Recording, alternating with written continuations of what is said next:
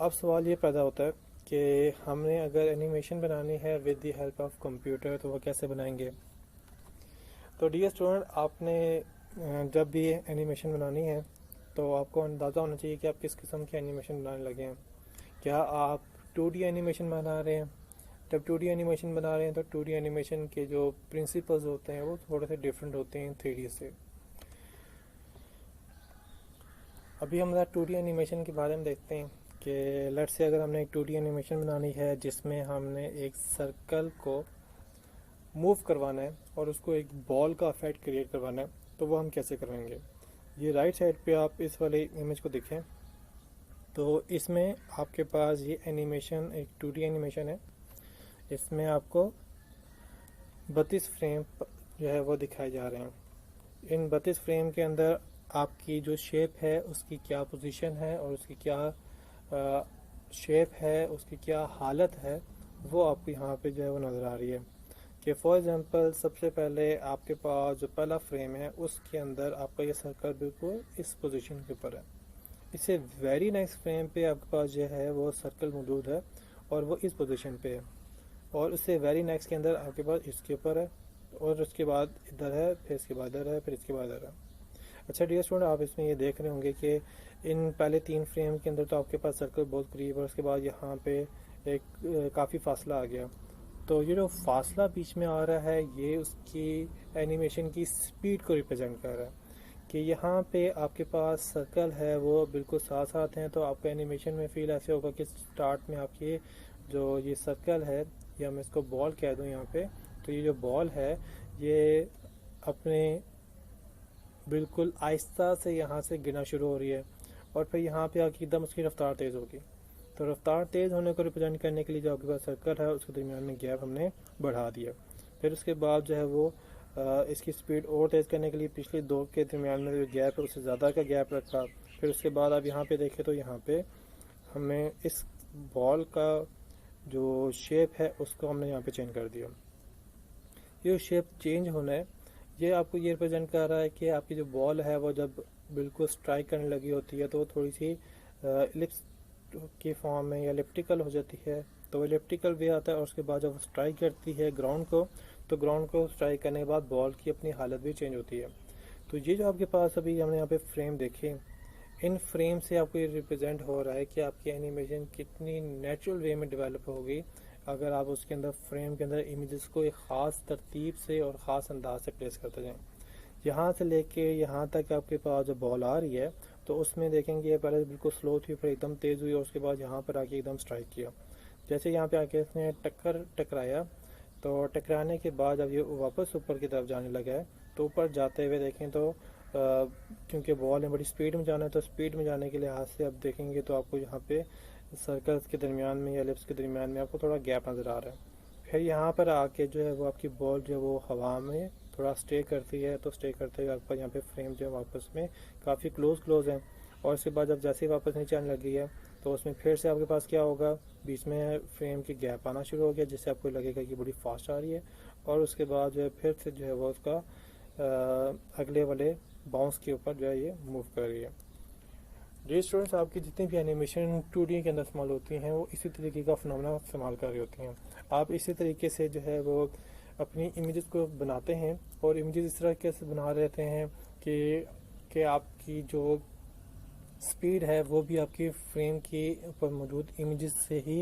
Represent हो जाती हैं। आपके पास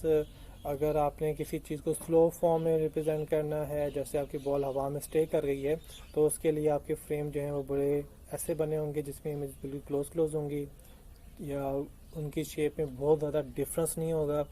और जब आपने फास्ट को रिप्रेजेंट करना है तो फास्ट में ये होगा कि आपके पास जो है फ्रेम के दरमियान में डिफरेंस बहुत ज़्यादा होगा। तो इस तरीके से आपकी जो 2D एनिमेशन है वो डेवलप होती हैं। फिर आपके पास एक फिनोमेना आता है जिसे हम कहते हैं 2.5D।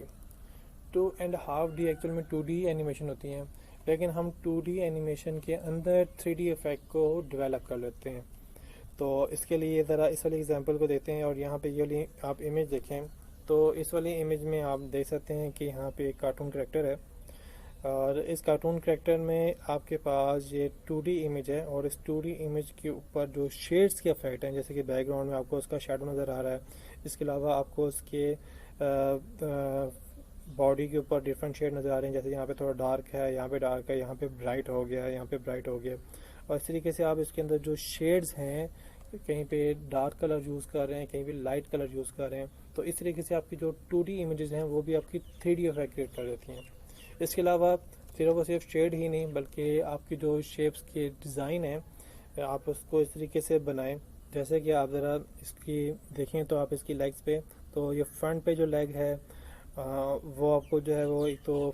फुली नज़र आ रही है, और जो बैक वाली लेग है वो आपको पार्शली नज़र आ रही है, जिससे आपको अंदाज़ा हो रहा है कि ये फ्रंट वाली लेग जो आगे है और जो दूसरी लेग है वो बैक पे है। और इसके अलावा जो उसकी शेप के लिहाज से जो उसके ऊपर शेड इफेक्ट है कि यहाँ पे इसकी जो फ्रंट लेग है वो ब्राइट है और आपको बैक वाली जो लेग है उसकी वो आपको डार्क नज़र आ रही है। तो इस तरीके से आपकी जो ये वाली एक इमेज है वो एक 3D इफेक्ट क्रिएट कर रही है। तो इस तरह की एनिमेशन, जिसमें आप एनिमेशन तो 2D में बनाएं, लेकिन with the help of graphic effects आप उसको 3D के इफेक्ट उसके अंदर जनरेट कर लें, इवन दो वो 3D नहीं है या 3D एनिमेशन नहीं है, लेकिन इफेक्ट आपको 3D के आ रहे हैं, तो ऐसी एनिमेशन को हम कहते हैं 2.5D। 2D एनिमेशन आपकी हमेशा XY स्क्रीन के ऊपर बन रही होती है, और उसमें एनिमेशन में आपके पास ब्लिंकिंग वर्ड आ जाते हैं, जिसमें आप कोई वर्ड लिखिए और वर्ड जो है वो कभी विजिबल हो जाए, फिर कभी गायब हो जाए, फिर विजिबल हो जाए, या फिर आप जो है वो कलर साइक्लिंग लोगो बनाएं। मिसाल के तौर पे आप जो है वो एक लोगो बनाते हैं, उसके अंदर आप जो है वो डिफरेंट किस्म के कलर प्लेस किए हुए होते हैं, आप उस लोगो को जो है वो रोटेट करवा लें तो वो आपका जो है वो रोटेशन की फॉर्म नज़र आना शुरू हो जाएगा। या फिर आप जो है उसके अंदर कलर को जो है वो चेंज करते जाएं, तो कलर चेंज करने से आपके पास जो है वो इफेक्ट आएगा कि आपके पास लोगों के अंदर भी एनिमेशन हो रही है। इसी तरीके से एक टेक्निक होती है जिसे हम कहते हैं सेल एनिमेशन, जिसमें आप बटर पेपर के ऊपर इमेजेस को बना के आप एनिमेशन का इफेक्ट क्रिएट करते हैं। और इसके अलावा जो आपके बटन के इफेक्ट आपके डिफरेंट GUI के ऊपर हैं या टैब के इफेक्ट हैं, जो कि आपको रिप्रेजेंट करते हैं कि आपके यहाँ पे भी एनिमेशन है। डियर स्टूडेंट, ये याद रखिएगा कि एनिमेशन का रोल अब हमारे डिफरेंट प्रोडक्ट के अंदर बहुत ज़्यादा हो गया है। इवन तो हम उसको एनिमेशन के लिहाज से कंसीडर नहीं कर रहे होते, लेकिन बार बार एनिमेशन होती है। मिसाल के तौर पर जैसे आप जो वो बटन को क्लिक करते हैं, तो बटन को क्लिक करने के लिए आप जब क्लिक करते हैं तो क्लिक करते हुए आपके बटन का शेप चेंज हो जाती है, उसका कलर चेंज हो जाता है। फिर आप जब उसको फ्री करते हैं तो फिर उसके बाद जो है वो वापस अपनी फॉर्म में आता है। तो वो जो आपके पास बटन क्लिक करने से उसकी शेप चेंज हो रही है, फिर वापस आ रहा है, ये भी आपके पास एक एनिमेशन है। अब आप अक्सर देखते हैं कि आपके बहुत ही रिच एनिमेटेड बटन होते हैं, जिसमें आप किसी बटन पे जो है वो कर्सर लेके जाएं तो बटन जो है वो डिफरेंट एनिमेशन का परफॉर्म करना शुरू कर देते हैं। कि मिसाल के तौर पे अगर वो एक सर्कल है तो वो सर्कल जो है वो ऐसे ऐसे इंक्रीज़ हो रहा है और उसके बाद डिक्रीज़ हो रहा है, या फिर उसके ऊपर जो है वो एक सर्कुलर बॉल मूव करना शुरू हो जाती है। तो इस तरीके से आपके पास एनिमेशन जो है उसमें यूज़ हो रही होती हैं। फिर आपके पास 2D एनिमेशन में एक चीज़ कहलाती है, एक टेक्निक कहलाती है, जिसे हम कहते हैं पाथ एनिमेशन। पाथ एनिमेशन में आपकी जो एनिमेशन है उसको बनाने के लिए आप हर इमेजेस को सेपरेटली खुद नहीं बनाते। उसमें आप ये करते हैं कि आप कोई ग्राफिकली एक इमेज बना लेते हैं, फिर आप उसको मैथमेटिकल पाथ से, यानी कि आप उसको एक वे बताते हैं, एक रास्ता बताते हैं कि आपकी जो एनिमेशन है उसके अंदर ये एक्शन परफॉर्म होते जाएँ, उस वाले तरीके से परफॉर्म होते जाएँ। मैं इसकी एग्जांपल आपको इसी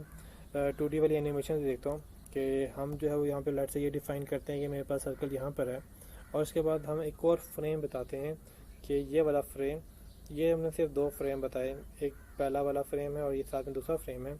और इसके बाद हमने इसका पाथ बताया कि ये आपके पास सर्कल जो है वो इस तरीके से यूँ मूव करता हुआ है। तो इसमें आप ये देखें तो ये डॉट आपको नज़र आ रहे हैं, तो हम इसको कह सकते हैं ये पाथ है। तो अब पाथ एनिमेशन में आपको 2 की फ्रेम चाहिए होते हैं, और 2 की फ्रेम के दरमियान में आप जो है वो पाथ की मदद से उसकी बीच की फ्रेम जो है वो डेवलप करवा सकते हैं। तो इस तरीके से आपको जो है वो जो पाथ है वो आपकी एनिमेशन डेवलपमेंट में बहुत हेल्प करता है और आपकी एनिमेशन को फास्ट कर लेता है। क्या आपको बजाय इसके कि आप हर एक इमेज को सेपरेटली बनाएं, आप उन इमेजेस के अंदर जो है वो मेन इमेजेस देखते हैं कि कौन सी बेसिक इमेजेस हैं जो कि यहाँ पे आपके पास बननी चाहिए, और फिर आपके पास डिफरेंट एल्गोरिथम जो है वो यूज़ करके आप उन पाथ के ऊपर जो है अपनी एनिमेशन को प्ले करवा